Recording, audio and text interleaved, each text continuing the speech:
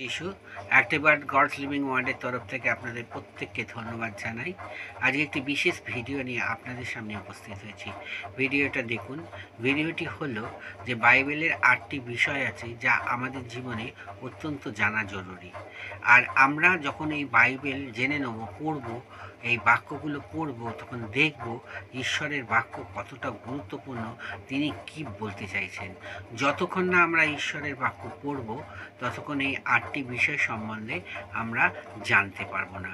ঈশ্বরের বাক্য হচ্ছে অগ্নিতুল্য, যা আমাদেরকে পরিশুদ্ধ করে, যেটা লেখা আছে জিরমীয় 23 অধ্যায় 29 পদে। ঈশ্বরের বাক্য হাতুড়ির মতো, যা আমাদের আপনার মনে শয়তানের যে আঁকড়া আছে সেটাকে ভেঙে দিতে সাহায্য করে। আমাদের ঈশ্বরের বাক্য এতটাই শক্তিশালী যে আমাদের কঠিন হৃদয়কে ভেঙে দিতে পারে এবং তার থেকে আমরা শয়তানকে আমাদের মন থেকে তাড়িয়ে দিতে পারি। যেটা লেখা আছে জিরমীয়র 29 পদে, 23 অধ্যায় 29 পদে। ঈশ্বরের বাক্য আয়নার মতো, তিনি আমাদেরকে সেটা দেখতে সাহায্য করেন যে আসলে আমরা কি, আমরা কেমন। এই আয়নার মতো, যা লেখা আছে যাকোব 1 অধ্যায় 23 ও 24 পদে। ঈশ্বরের বাক্য হলো সেই বীজ বা আমাদের আত্মার বরটি।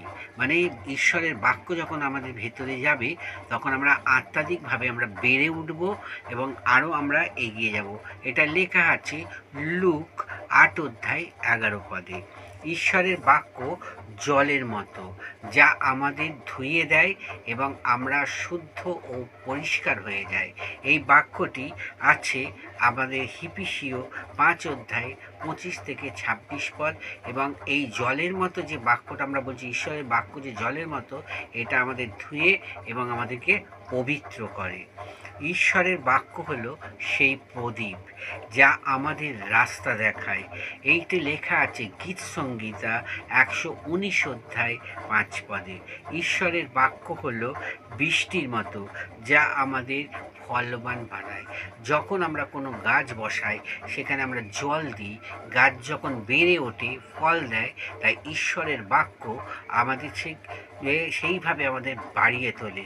এটি লেখা আছে যিশায়া 55 অধ্যায় 10 থেকে 11 পদে। ঈশ্বরের বাক্য আমাদের কাছে একটা অস্ত্রের মতো, যা দিয়ে আমরা শয়তানকে তাড়াতে পারি, তার উপর হামলা করতে পারি, যাতে শয়তান আমাদের হৃদয়ে আর কোনোদিন প্রবেশ না করে। এটা লেখা আছে হিব্রুয় 6 অধ্যায় 17 পদ।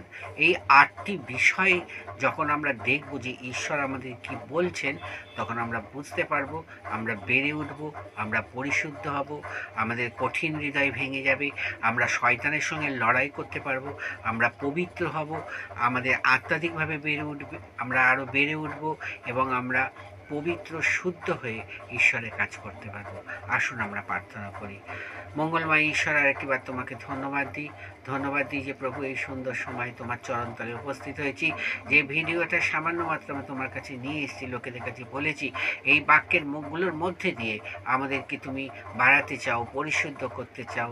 যা আমরা প্রভু আজও পর্যন্ত অনেক সময় পাপে লিপ্ত আছি, যা আমরা শয়তানের সঙ্গে লড়াই করতে পারি না, এই বাক্যগুলোর মধ্যে দিয়ে আমরা কিন্তু আরও ফলবান হতে পারবো। আমরা শয়তানকে ওপর হামলা করতে পারবো, শয়তানকে তাড়িয়ে দিতে পারবো, আমাদের কঠিন হৃদয় গলে যাবে প্রভু, আর আমরা সেই মতো তোমার পথে চলতে পারবো।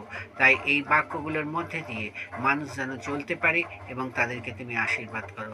যারা যারা এই ভিডিওটা দেখবে, তাদের জীবনে প্রভু তুমি মহান আশ্চর্যকারী ঈশ্বর হিসাবে তুমি কাজ করবে, তাদের জীবনে মিরাকেলস হবে। এই প্রার্থনা দয়ালু যিশুর নামে চাই, আমেন।